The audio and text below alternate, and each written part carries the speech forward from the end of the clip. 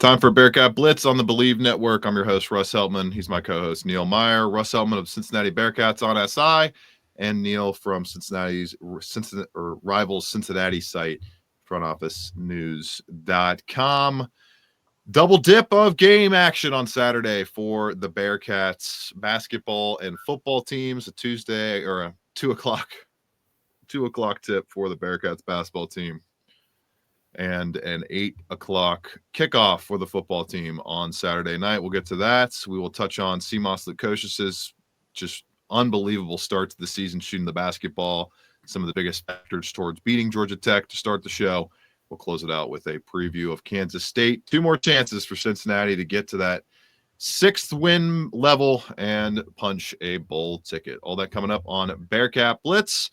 Catch us on YouTube, Apple, Spotify, wherever you get your podcasts, wherever you watch your YouTube videos. Just look up Talking Cats with Russ Heltman on YouTube or Bearcat Blitz on your podcast platform. We're presented by Bet Online, the world's most trusted betting platform and your number one source for online betting, from the earliest odds to end-game live betting. Bet Online provides you with all the action and the ability to watch the games as they happen, with the largest selections of odds on everything from football, NBA, and college basketball, NHL to UFC and MMA. Head to Bet Online today to get in on the action with America's most trusted site for online wagering. Bet Online, the game starts here. We'll start on the hardwood with Cincinnati 4-0 on the season. They covered easily. Well, not easily. They covered by about 2.5 points against Northern Kentucky on Tuesday night, 76-60 win. Another monstrous game from Simas Lukošius. Neil, 6 of 9 from the field, and he lowered his 3-point percentage with a 6 of 9 showing.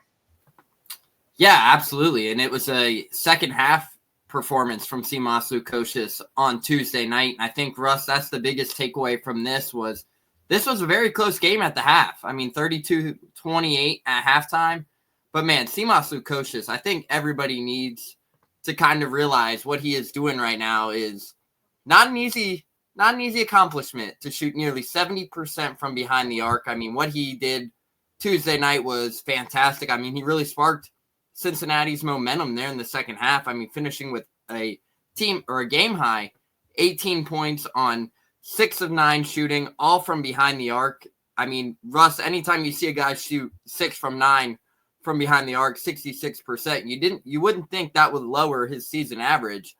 But Russ, he's shooting, 17 for 23 now from behind the arc to start the season.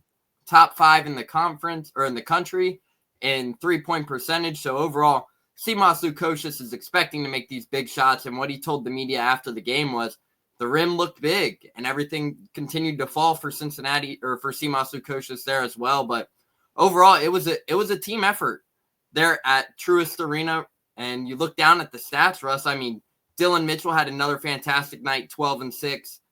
Jizzle James had 11 and 6 assists again. So you really like that number for Jizzle James in terms of the assist to turnover, 6-2 there. But also was the return of Dede Thomas. So it was good to see him get back on the hardwood after missing some time with the foot injury. And Russ, collectively, Dede Thomas opened things up for Cincinnati, in my opinion. I thought he really changed the game. His ability to get to the rim and really kind of open things up for guys like Simas Lukošius, Jizzle James to knock down those shots from behind the arc. So it was great to see him back. But overall, that was a road win. Like, you don't like to see play often because of the matchup and the mid-major and all the kind of analytics that go behind the scenes. But overall, that was a game where you kind of enjoy it. That was a game where Wes Miller and the staff even said, like, hey, we don't like to play these games. We didn't want to play this game, but it was one we needed. So it was a game they needed, but look down on it. That was a true road win, and that was something they needed heading into Georgia Tech. Yeah, I don't know that they necessarily didn't want to play it, but it was just part of a contract that was already handed down. Yeah, before they got there. Coaching staff. Yeah, for sure. Lukošius, number 1 nationally, and Evan Miyakawa's box BPR numbers, easily number 1 nationally at offense. Struggling a little bit defensively, but it has not caused him to drop from that number 1 spot among the most efficient players in box by Asian performance rating in the entire country so far this season. Lukošius has been the best offensive player in the nation. Now, Cincinnati has played no one so far. Literally, they played 0 good competition in this season so far. Their out of conference strength of schedule net rating on KenPom is 336th nationally. So they got a lot to prove still for the rest of the season. Wes Miller kind of echoing that in his post-game press conference, not happy with them getting out rebounded 30-27. Some of those, though, it seemed like just random bounces that went the Northern Kentucky Norse's way. Maybe them being at home, knowing where some of those bounces are gonna go to. All in all, though, this is pretty much as strong and as good as you can expect this type of team to start in Cincinnati with a 4-0 record. You mentioned Simas Lukošius, his 3-point mark, second nationally in the country behind Kentucky's Kobe Bray. He's top 2 in the country in effective field goal rate, true shooting rate, traditional offensive box plus minus, and he is number 1 nationally in offensive rating. The Bearcats are scoring 187.4 points per 100 possessions with Simas Lukošius on the floor. I mean, that's blowing like the 2017-18 NBA Warriors out of the water in NBA in total efficiency with you on the floor. It's been very impressive from Lukošius, who is second on the team at that and assists as well behind Jizzle James so far this year. So very strong start for him. They get the job done. They answer the bell and move to 3-1 against the spread on the season. So they're taking care of business in the win column, and they're doing it in expected fashion from the odds makers, sitting at 3-1 against the spread so far this season. That's the kind of results you want to see if you're going to be facing cupcakes in the first 2 weeks of the campaign, which the cupcakes get a little bit more bitter tasting on Saturday when you go up against a Georgia Tech team that will be easily the best team that Cincinnati has faced. And we'll preview that after this break on Bearcat Blitz.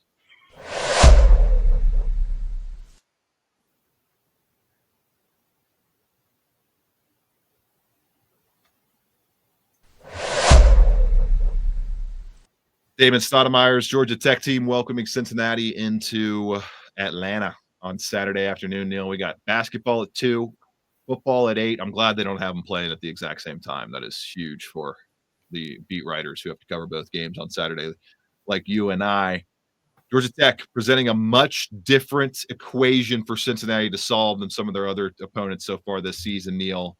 Top 40 nationally in tempo. They got 4 players averaging at least 12 points per game, headlined by Bay Ndongo, the big 6'9" forward who is wrecking teams so far this season with about 15.8 points per game and 8 rebounds per game at that. Cincinnati, an 80.4% matchup predictor favorite. I would expect them to be, I would say, roughly a 7 to 8 point favorite in this game on the road against Georgia Tech. They're ranked 106th nationally in KenPom so far this year. Cincinnati sitting at number 11 nationally.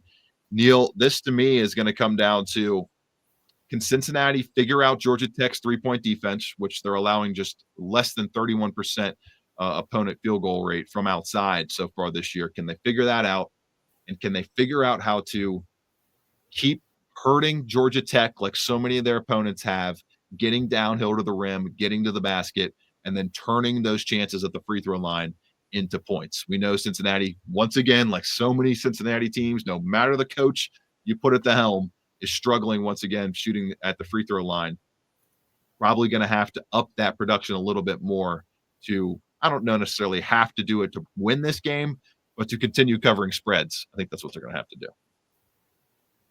Yeah, no, most certainly. And I mean, when you look down at Georgia Tech, you mentioned a guy in Bay Ndongo, but Russ, look who's right up there under him. Javion McCullum, a guy that Cincinnati is very familiar with from their time in the Big 12. And last year, during his time at Oklahoma, was Oklahoma's leading scorer last year.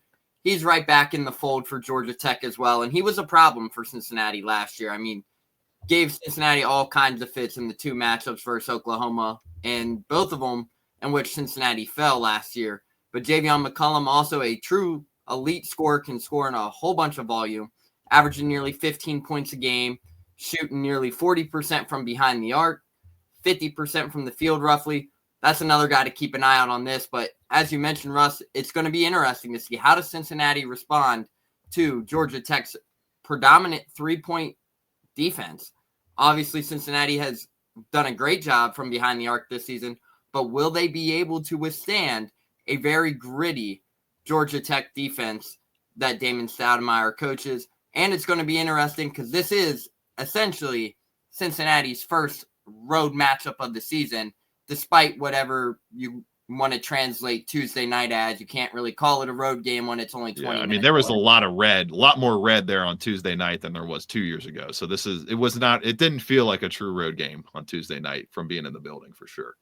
Yeah, but overall, this is Cincinnati's first test on the road. And Russ, this is a matchup where you and I talked about it this offseason.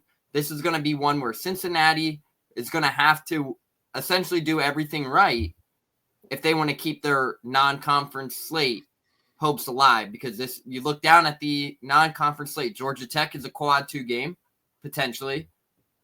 Villanova, potentially still a quad 2 game. Then you have Xavier, then you have Dayton. So overall, this is one of the 4 big matchups here in non-conference play. But if Cincinnati can go on the road and get the job done and shoot well from behind the arc, I think they'll be in great hands on Saturday. Yeah, huge to get Day Thomas back. Just get him in the fold on Tuesday night. Get him some game action. Get him into the fire a little bit because they're going to need him against that quadruplet of guard scoring options they have, plus Bayandongo, who I'm sure is going to be seeing a lot of Dylan Mitchell, a lot of Arrington Page, a lot of Aziz Bandago down low. So those guards are going to have to be able to hold up and stifle that Georgia Tech offense, which has been up and down the floor, pretty solid so far this year. They don't shoot the 3 ball very well, but they get a lot of shots up, man. 67 field goal attempts so far per game this season. That is 28th nationally. And they're a team that does not commit a ton of turnovers. They don't commit a lot of mistakes. So Cincinnati's going to have to be on their P's and Q's shooting the ball and with their defensive sets in this game. Taking a quick break and flipping the switch. Good Lord. Flipping the switch to football after this.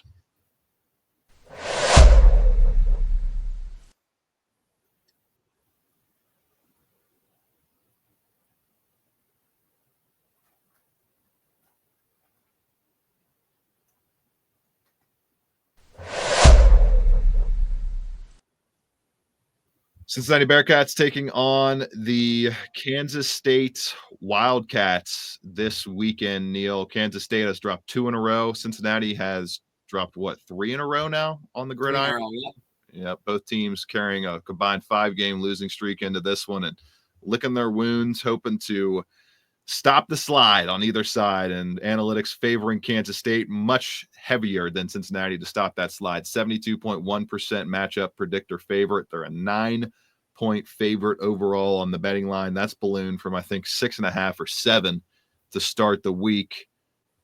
Oddsmakers not loving Cincinnati's ability to slow down Kansas State in this one, Neil, and it's a balanced Kansas State team at that. 25th nationally in EPA per rush on defense, 36th in EPA per dropback allowed on defense, and then offensively 14th in EPA per rush this season and 20th in EPA per dropback. This is one of the most balanced teams Cincinnati has faced all year, maybe the most balanced outside of Iowa State, and it's going to be a really, really tough test, Neil, especially if UC cannot figure out its field position issues. Like, they're going to get the ball run down their throat all game long on Saturday night and get the air taken out of it and dominate it in time of possession if they cannot figure out a way to clean up the special teams issues and create better field position for its defense and better field position for its offense. Neil, you and I were talking about this team, I think about a month ago, being top 5 nationally in overall field position, drive to drive offensively. They've fallen all the way to 84th in average field position on offense so far this season. So 84th on offense in average field position, but 9th in defensive average field position. And it's kind of funny because Kansas State's offense, 121st in average field position. Something's got to give here. The battle of overall field length you got to travel, I think, is going to play a massive role here. And on top of that, can Cincinnati figure out a way to unlock the 2 high defenses? It's the same thing as like with here in Cincinnati with the Bengals professionally. They're going to continue to throw those heavy safety, cover 3, cover 2, high safety looks at you all game long. If these receivers, A, can't start separating because they are not separating enough, especially Xavier Henderson. He has to turn it around and start pulling together some momentum at the end of the season if he wants to up his professional prospects to close the campaign. They need somebody to start getting open against this zone coverage. It can't be all on Brendan Sorsby to fit and thread the needle on every one of these footballs. It starts with getting these receivers open a little bit more. They have to be able to separate better. Brendan Sorsby also has to be a little bit tighter with his accuracy, although I wouldn't say he's been super inaccurate so far over the last couple of weeks. It's been more so on the rewatches, receivers' inability to get open. And then you cannot, if you're Sorsby, miss those layups. You cannot miss an Evan Pryor on a wheel route touchdown that would have gone 76 yards. You cannot miss on the small inaccuracies. You got to put the ball out in front of a running wide receiver on the lead. You can't miss them behind. You can't miss the back shoulder throw on the other shoulder. It's happened too often over the last couple of weeks. And we know, Neil, the margins are too thin for that to keep happening and expect that 6th win to come. Yeah, most certainly, Russ. And I think you hit the nail on the coffin there. Talking about the special teams. Special teams is going to be crucial in this one. I mean, you look at the Iowa State game. Iowa State started with the ball around midfield just about every drive, it felt like. If you do that versus a surging offense in Kansas State, it could be a long day on Saturday for Cincinnati. So special teams is something that obviously needs to be turned around. I think obviously you don't want teams starting near midfield each drive that they get. So overall, special teams has to clean some stuff up. I think everybody knows that. But heading into this one, Russ, I mean, like you mentioned, you can't miss the layups for Brendan Sorsby. You got to take the opportunities that are given you, and when those easy ones come, you got to be able to hit them. So overall, it's going to be a good matchup on Saturday. Now, Cincinnati knows what's at stake. They probably already, Brendan Sorsby even said it this week, they know they could have been at 6, 7, or even 8 wins this season. But they're still searching for that 6th win. Now, this Kansas State team is a Kansas State team that is kind of really struggling over the last few weeks. I mean, they've fallen to a god-awful Houston team, and then they've lost to a surging Arizona State team.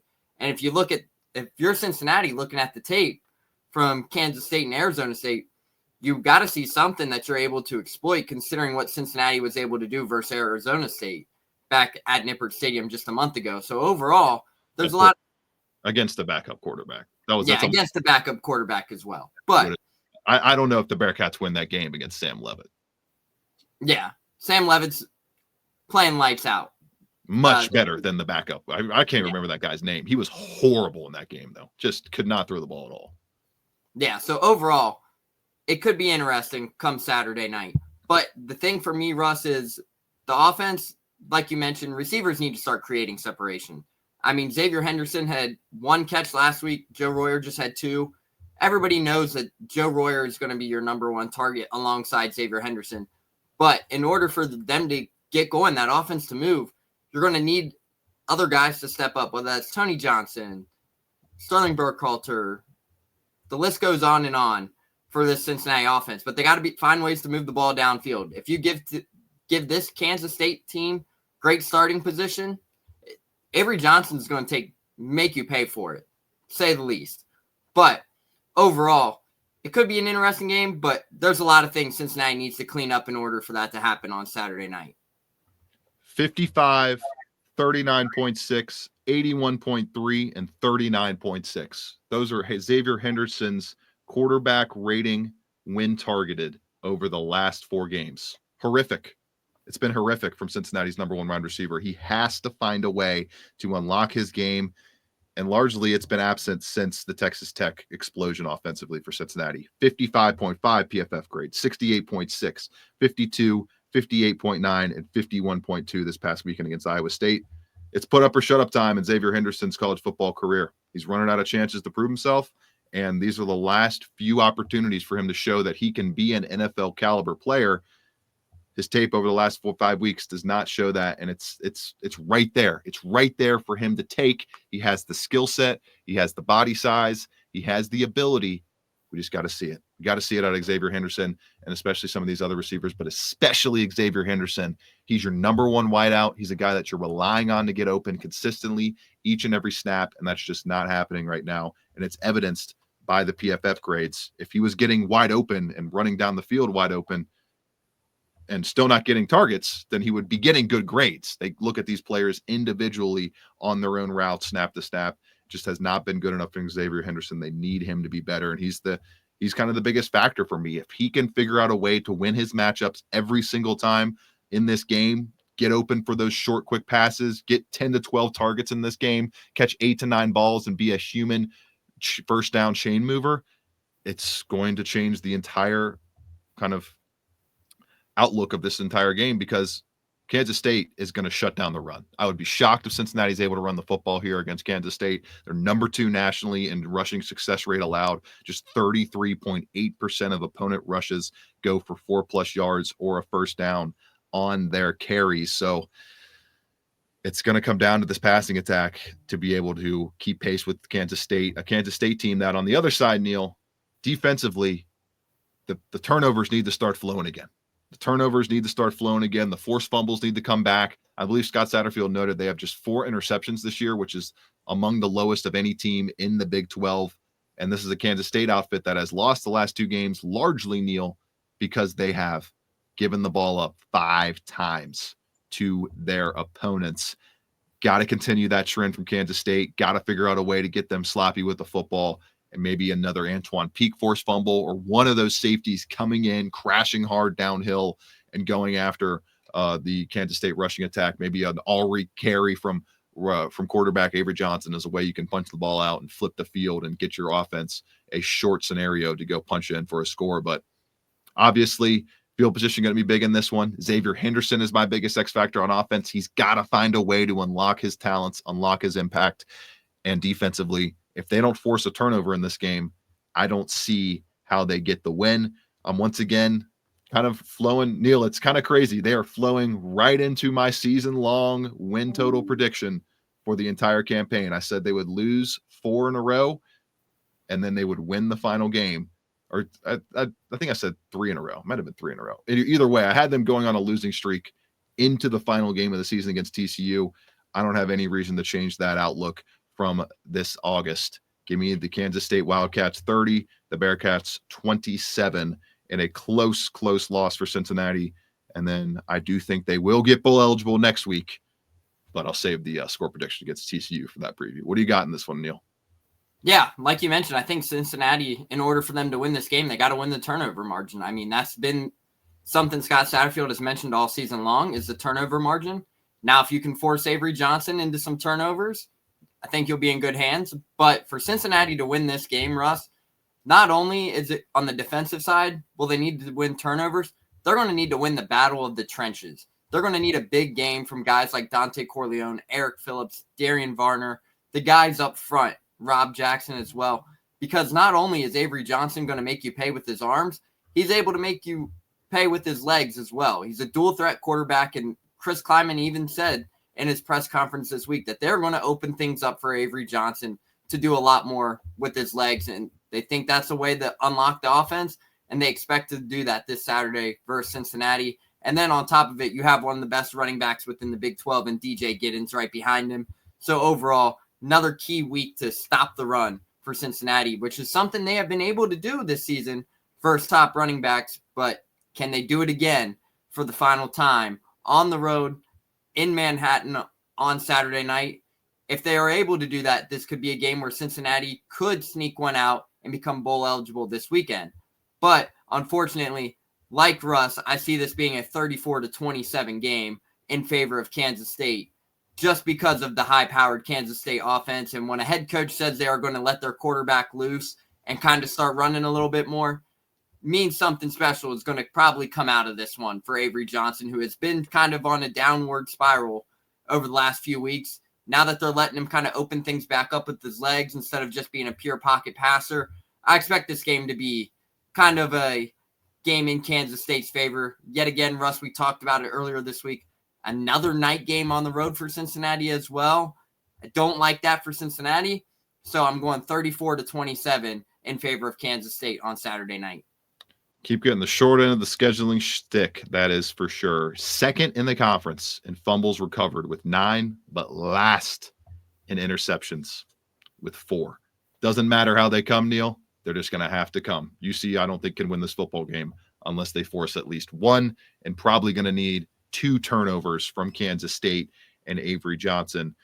Try to squirt that ball loose from his grasp when he is rushing down the field. Neil and I both predicting a loss for Cincinnati on the gridiron. We'll be back on Monday to recap all of it, including a matchup against Georgia Tech on the hoop side of things earlier on Saturday and the football matchup on Saturday evening. For Neil Meyer, I'm Russ Eltman. This has been Bearcat Blitz presented by Bet Online. Enjoy the loaded weekend of Bearcats athletics, everybody. 6, Ritter to the end zone, looking for Pierce. Did he hang on? Yes. Touchdown. Back as I've been around. Here he goes again. Busts free. Jerome Ford down the sideline. Foot race.